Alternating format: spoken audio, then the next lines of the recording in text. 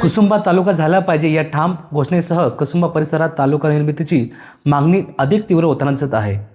दिनांक 23 मार्च 2026 रोजी कुसुंबा तालुका संघर्ष समिती आणि राष्ट्रीय ओबीसी महासंघ कुसुंबा जिल्हा परिषद गट व गण यांच्या वतीने माननीय उपजिल्हाधिकारी धुळे यांना निवेदन सादर करण्यात आले। या निवेदनात कुसुंबा येथे स्वतंत्र तालुका निर्माण करण्याची मागणी करण्यात आली असून सध्या तालुक्याचे मुख्यालय सुमारे 18 किलोमीटर अंतरावर असल्यामुळे नागरिकांना प्रशासकीय कामांसाठी मोठ्या अडचणींचा सामना करावा लागत असल्याचे नमूद करण्यात आले आहे। तसेच अनेक गावे दुर्गम भागात असल्यामुळे तालुक्याच्या ठिकाणी जाण्यासाठी वेळ आणि पैशांचा मोठा अपव्यय होत असल्याची बाबही यावेळी मांडण्यात आली।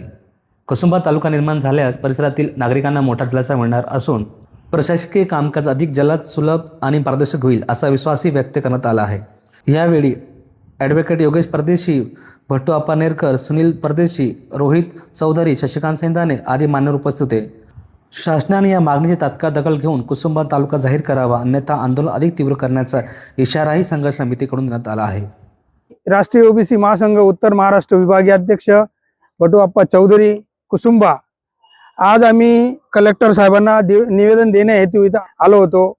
आमचे जिल्ह्याचे गट आणि गणाचे अध्यक्ष वकील साहेब योगीजी छबीलाल परदेशी, त्याच्यानंतर सुनील धनजी परदेशी, परत रोहित चौधरी असे आम्ही कलेक्टर साहेबांना निवेदन देण्यात आला होतो। आमचं म्हणणं एवढंच आहे की भौगोलिक दृष्ट्या तुम्ही आमच्या गावाचा विचार करून आमच्या गावाला तालुका करण्यात यावा, याच्यासाठी आम्ही ही मागणी शासन दरबारी माननीय मुख्यमंत्री, माननीय उपमुख्यमंत्री साहेब, ग्रामविकास मंत्री, महसूल मंत्री, नगर विकास मंत्री व पालकमंत्री यांना या माध्यमातून आम्ही निवेदन दिलं आहे। कलेक्टर साहेबांच्या माध्यमाने आम्ही हे निवेदन दिलं आहे।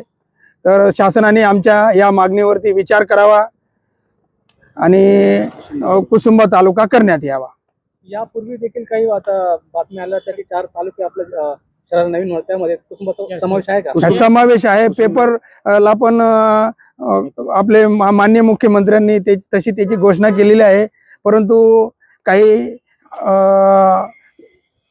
त्याच्यावरती अंमलबजावणी होत नाहीये। म्हणून आम्हाला काहीतरी शासंकता वाटते, शासनाच्या मनात काय आहे, म्हणून आम्ही या निवेदन देण्या हेतू आज इथं आलो आहेत। आणि शासनाने जरूर आमच्या भावनांचा विचार करावा व आमच्या कुसुंबा गावाला तालुका करण्याच्या प्रक्रिया पूर्ण करण्यात यावी। कुसुंबा हा तालुका का करावा, त्याच्यामध्ये किती गावं, कशा पद्धतीने काय काय त्याच्यामध्ये आहे, कुसुंबा त्यांनाच देण्यात यावं असं का तुम्हाला वाटतं? कुसुंबा गाव हा एक मध्यवर्ती गाव आहे आणि मागील काही काळापासून आपण बघितलं असेल की विधानसभा म्हणून कुसुंबा विधानसभा मतदारसंघ असं होतं आणि त्या ठिकाणी प्रमुख अशी बाजारपेठ आहे आणि हे गाव अत्यंत आपले जे इंजिनियर आहेत विश्वेश्वरय्या यांनी वसवलेले गाव आहे।